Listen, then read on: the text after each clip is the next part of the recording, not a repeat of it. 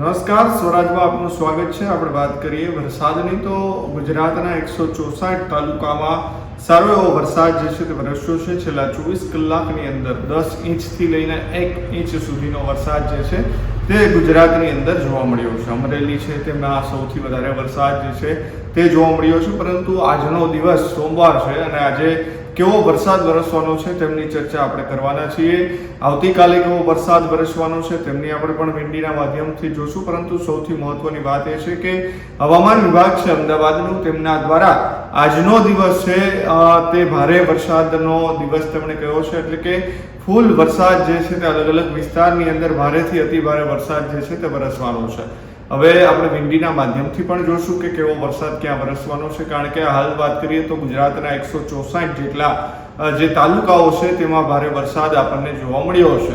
આગામી 6 દિવસ red alert જે છે તે અલગ અલગ જિલ્લાઓમાં આપવામાં આવ્યું છે અને આભ ફાટે તેવી સ્થિતિ જે છે તે ગુજરાતની અંદર સર્જાઈ શકે છે, કારણ કે અલગ અલગ સિસ્ટમો સક્રિય થઈ છે। ત્યારે વિંડીના માધ્યમથી આપણે જોઈએ કે ગુજરાતની અંદર આજે કેવો વરસાદ રહેવાનો છે।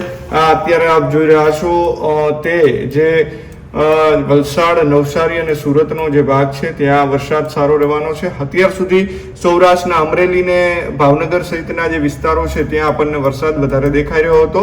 હજી પણ જે મહુવા, ભાવનગર જે છે, ગારિયાધાર, સાવરકુંડલા ત્યાં સારો એવો વરસાદ આજે 11-12 વાગ્યા સુધીની અંદર પડવાનો છે। આપ જે સિસ્ટમ અત્યારે જોઈ રહ્યા છો તે અત્યારે દરિયાકાંઠે સક્રિય થઈ છે અને તેમના જ કારણે આ વરસાદ ભાવનગર, વલભીપુર, જે ગઢાળા છે, ચિત્તલ છે, લાઠી, અમરેલી, સાવરકુંડલા, ખાંભા, ઉના, દીવ, કારણ કે આ જે સૌરાષ્ટ્રનો આખો જે વિસ્તાર છે ત્યાં તમામ જગ્યાએ અમરેલી અને ભાવનગરનો જે જિલ્લાઓ છે ત્યાં વરસાદ આપણને 11 વાગ્યાની આસપાસ જે છે તે દેખાઈ રહ્યો છે। હવે જે આ રૂપેણ બંદરથી લઈ પોરબંદર સુધી જે છે તે ઓછો વરસાદ એટલે કે હળવો વરસાદ વરસી શકે છે, કારણ કે ત્યાં અત્યારે સિસ્ટમ કોઈ દેખાઈ નથી રહેતી, પરંતુ માધવપુર અને જે જુનાગઢ છે આ જે ભાગ છે, રાજકોટ જિલ્લો છે, ત્યાં વરસાદ વરસી શકે છે।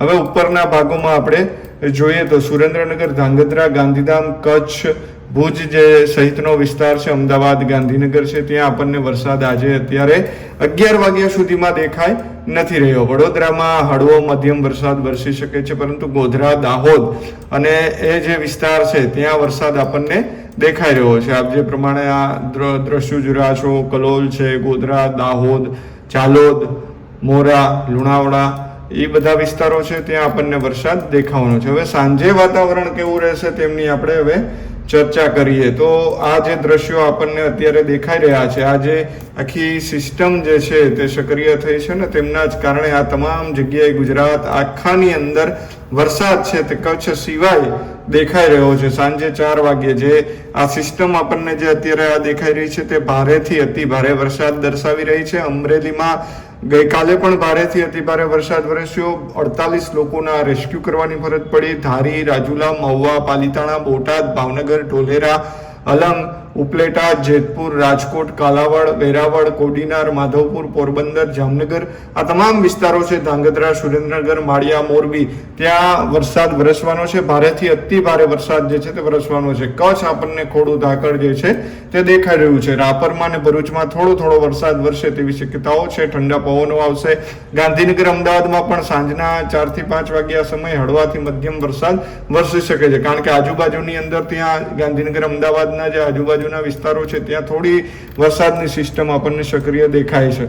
સુરત, નવસારી, વલસાડ, વાપીનો જે વિસ્તાર છે ત્યાં આપણને હાલ વરસાદ દેખાઈ રહ્યો છે, કારણ કે આ જે અત્યાર સુધી સિસ્ટમ આ પ્રકારની અહીંયા બનતી હતી સુરત, નવસારી, વલસાડ, હવે તે સૌરાષ્ટ્રના ભાગોમાં આવી છે કે જે અમરેલી જે સહિતનો, ભાવનગર સહિતનો જે વિસ્તાર છે ત્યાં આપણને દેખાઈ રહી છે। હવે આગળ શું સ્થિતિ રહેવાની છે સાંજના 8 થી 9 વાગ્યાની એ આપણે જોઈએ તો હવે આ જે સિસ્ટમ આપણને સૌરાષ્ટ્રમાંથી અહીંયાથી આગળ વધતી દેખાય છે કે અહીંયા જે આ સિસ્ટમ હતી એ હવે અમદાવાદ, મહેસાણા, ગોધરા, વડોદરા સહિતના જે રાજસ્થાનનો જે ભાગ છે, થરાદ છે, રાપર છે, મોરબી, ત્યાં ભારેથી અતિ ભારે વરસાદ આપણને દેખાઈ રહ્યો છે। ઈડર, પાલનપુર, પાટણ, રાધનપુર, મહેસાણા, આબુ રોડ, ઉદયપુર, આ તમામ જે ભાગો છે ત્યાં આપણને વરસાદ દેખાઈ રહ્યો છે અને વાપીની અંદર પણ ભારેથી અતિ ભારે વરસાદ વરસવાનો છે। હવે સુરતની અંદર પણ સારો એવો વરસાદ વરસશે। આપણા જે વરસાદની જે વિંડીના માધ્યમથી વાત કરી રહ્યા છીએ ત્યારે અરબ સાગર જે છે બે બંગાળ છે એટલે કે બંગાળની જે ખાડી છે ત્યાંથી લો પ્રેશર સર્જાય છે.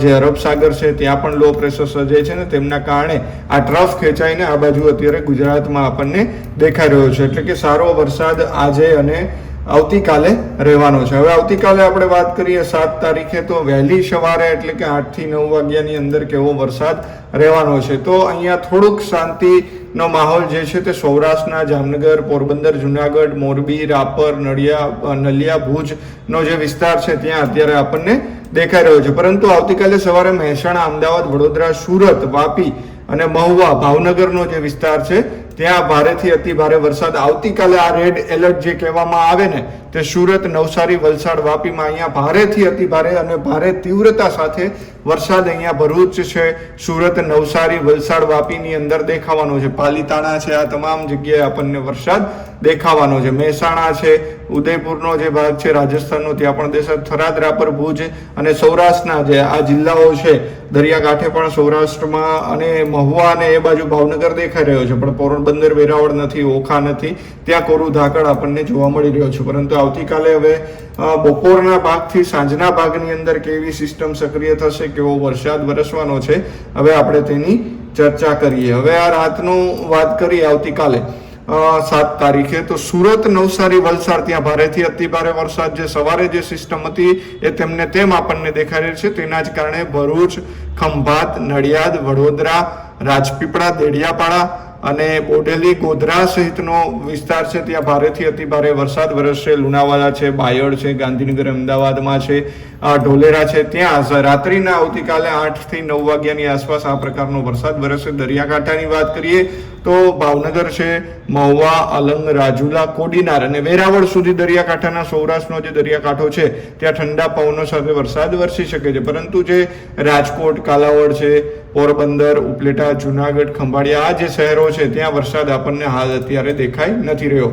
કચ્છની વાત કરીએ તો ધોરડો, નળિયા, ભુજ, રાપર સહિત રાધનપુર, પાટણ, બનાસકાંઠા, પાલનપુર, આબુ રોડ ને જે વિસ્તાર છે સાંચોર ને ત્યાં પણ કોરું ધાકડ આપણને દેખાઈ રહ્યું છે. પાલનપુરની અંદર હળવો વરસાદ વરસી શકે છે. માઇનોર એવી સિસ્ટમ આપણને અત્યારે અહીંયા દેખાઈ રહી છે. એટલે આવતીકાલ રાત સુધીના આપણે આ દ્રશ્યો જોયા. આ જ પ્રકારે વરસાદ જે છે તે વરસવાનો છે અને સુરત ઉપર સૌથી વધારે વરસાદ વરસવાની શક્યતા અત્યારે વાપી, વલસાડ ને એ બાજુ છે. હવે હવામાન વિભાગ છે તેમના દ્વારા શું રેડ એલર્ટ આપવામાં આવ્યું છે. આજે 6 તારીખ છે. 6 તારીખની અંદર ક્યાં ક્યાં ભારે વરસાદ વરસવાનો છે. નવસારી, દમણ, ડાંગ, વલસાડ, સુરત, તાપી, ભરૂચ, નર્મદા, છોટાઉદેપુર, અમરેલી, ભાવનગર એટલે કે જે ઓરેન્જ આપણને દેખાય છે તે તમામ જિલ્લાઓને ઓરેન્જ એલર્ટ આપવામાં આવ્યું છે. જ્યારે રાજકોટ, જુનાગઢ, વડોદરા, પંચમહાલ, દાહોદ, મહીસાગર, અરવલ્લી ને સાબરકાંઠા ત્યાં યલો એલર્ટ આપવામાં આવ્યું છે. એટલે કે યલો એલર્ટની અંદર છૂટો છવાયો અને ભારે વરસાદ વરસી શકે છે. ઓરેન્જ એલર્ટની અંદર છૂટાછવાયા સ્થળોએ ભારેથી અતિ ભારે વરસાદ વરસી શકે છે.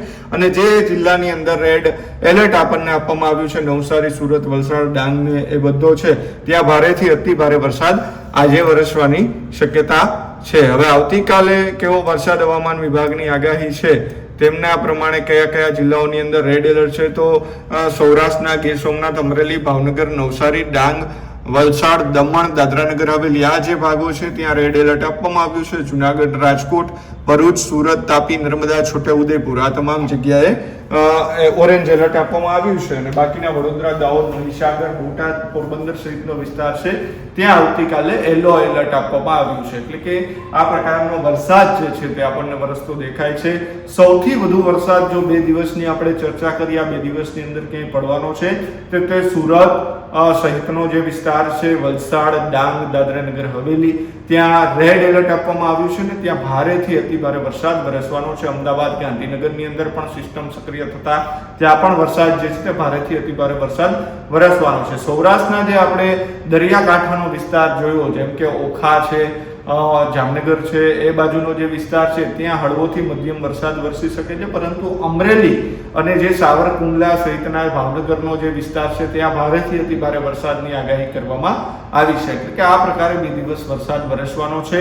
ગુજરાતની અંદર અલગ અલગ જગ્યાએ આ ફાટે તેવી સ્થિતિ પણ અત્યારે દેખાઈ રહી છે, કારણ કે આપણે જે વિંડીના માધ્યમથી જોયું અને હવામાન વિભાગે જે આગાહી કરી છે તે આગાહી પ્રમાણે અત્યારે વરસાદ વરસી રહ્યો છે ને હવામાન નિષ્ણાંતો છે તે પણ આગાહી કરી રહ્યા છે કે ગુજરાતની અંદર આવનારા 6 દિવસ ભારેથી અતિ ભારે વરસાદ વરસવાનો છે. ત્યારે આવા જ વરસાદના વધુ અપડેટ્સ અને વેધર અપડેટ્સ માટે જોતા રહો સ્વરાજ અને અમારી ચેનલ સ્વરાજને સબસ્ક્રાઇબ કરવાનું ભૂલશો નહીં. ધન્યવાદ.